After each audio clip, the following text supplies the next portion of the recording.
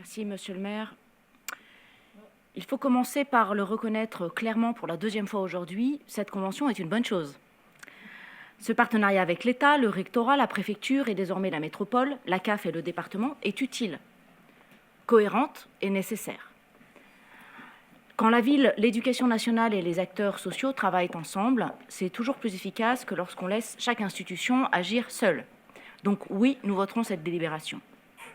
La labellisation est prolongée, le périmètre élargi, les moyens sont garantis sur 3 ans, 1,5 million d'euros.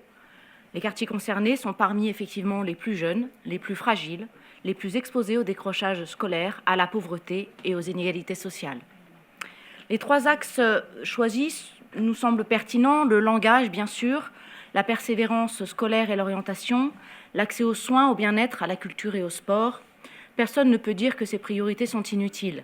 Elles répondent à un contexte que nous connaissons tous. Donc sur le principe, nous soutenons. Mais là encore, il faut dire la vérité et si cette convention est un bon point de départ, elle n'est pas suffisante, encore une fois. Parce qu'aujourd'hui, dans les REP et les REP+, l'école fait face à des difficultés qui dépassent largement ce que la cité éducative peut traiter. Dans ces écoles et ces collèges, les enseignants sont à bout. Les familles sont perdues et démunies et les enfants arrivent parfois avec des acquis très fragiles dès la maternelle.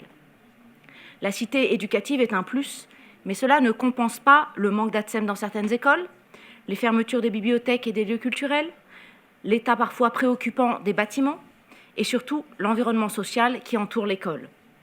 On peut faire des ateliers lecture, mais si en sortant de la classe, les enfants retrouvent un quartier sale, des halls squattés et des trafics au pied des immeubles, l'école ne peut pas tout porter seule.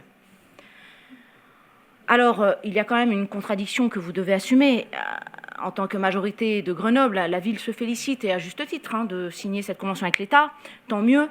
Mais il faut quand même un peu de cohérence. Vous ne pouvez pas, d'un côté, dénoncer sans cesse l'État, du matin au soir, dans son défaut d'obligation, dire que l'État ne finance rien, l'accuser d'abandon, et venir ici se réjouir aujourd'hui d'un programme financé CQFD par l'État, comme la délibération précédente d'ailleurs. Si la cité éducative existe, c'est grâce à l'État. Elle a été instaurée entre 2017 et 2022. Et si elle est prolongée et élargie, c'est parce que l'État a fait le choix d'investir à Grenoble. Il faut donc l'assumer. Sans l'État, ce dispositif n'existerait pas. Ce qui manque pour que cela se concrétise et réussisse, si nous voulons que cette convention ne soit pas qu'un catalogue d'intentions pédagogiques de plus, j'ai envie de dire, il faut renforcer 5 axes supplémentaires. Premièrement, des locaux propres, sûrs et entretenus, bien plus encore qu'aujourd'hui, et accélérer le plan école que vous ralentissez encore dans l'Europe que vous nous avez présenté aujourd'hui. 2, de la sécurité autour des écoles et globalement dans la ville, cela va de soi. 3, un plan pédagogique sur l'alimentation, avec par exemple les petits déjeuners gratuits et financés par l'État que vous refusez de mettre en œuvre. On n'a jamais trop compris pourquoi d'ailleurs. 4, un programme périscolaire axé sur l'accompagnement pédagogique et la réussite éducative, bien plus que sur le mode garderie sans fondement. Et 5e axe, des conventions de confiance avec les acteurs socioculturels que vous avez sacrifiés sur l'autel du service public en régie.